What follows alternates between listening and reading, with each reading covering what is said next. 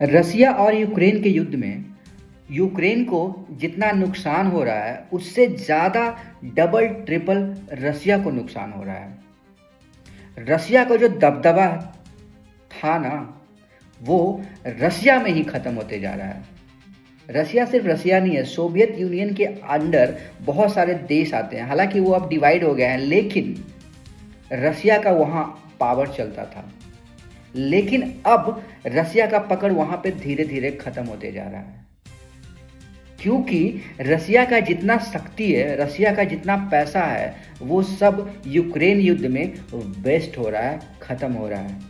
तो युद्ध से ना सिर्फ यूक्रेन को नुकसान हो रहा है, यूक्रेन से ज़्यादा रसिया को नुकसान हो रहा है। इस चीज़ का फ़ायदा उठा रहा है चाइना।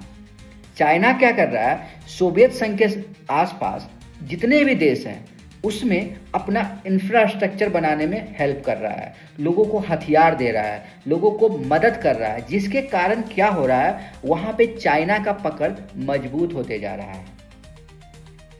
तो चाइना हमेशा अपॉर्चुनिटी देखता है, हमेशा मौके का फ़ायदा देखता है, जिसके कारण रसिया का जो ज़मीन है ना, धीरे धीरे ढीला होते जा रहा है।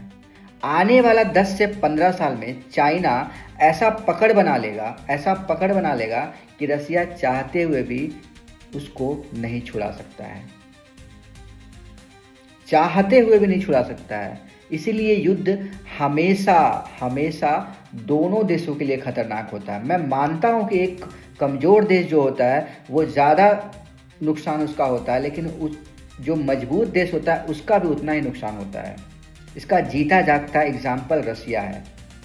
रसिया का डेली खर्च हो रहा है, वो भी ऐसा नहीं कि कम खर्च हो रहा है, रसिया का भी बहुत ज़्यादा खर्च हो रहा है। यूक्रेन तो पहले से तबाह हो गया, यूक्रेन का तो कुछ है नहीं, चलो वो तो उसको तो कोई सपोर्ट कर रहा है तो युद्ध लड़ रहा है वो, लेकिन रसिया अपने पैसे से लड़ रहा है ना, उसको तो कोई सपोर्ट नहीं कर रहा है।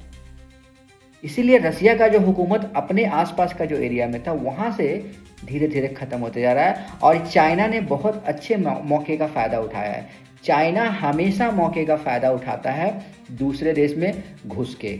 उसका हमेशा टारगेट रहता है कि मैं कहीं कहीं घुसूँ, कोई कमज़ोर देश में घुसूँ, कोई गरीब देश में घुसूँ, जहाँ मुझे पैसे का हेल्प देना पड़े, और हेल्प के बहाने वहाँ पे ये कब्जा करता है, अपने इंफ्रास्ट्रक्चर बनाता है, अपने सैनिक डालता है, अपने लोगों को डालता है।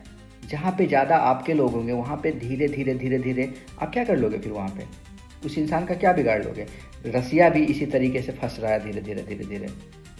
हालांकि रसिया महाशक्ति है, युद्ध से पीछे हटेगा नहीं, इंटरनेशनल बिरादरी में बदनामी होगा।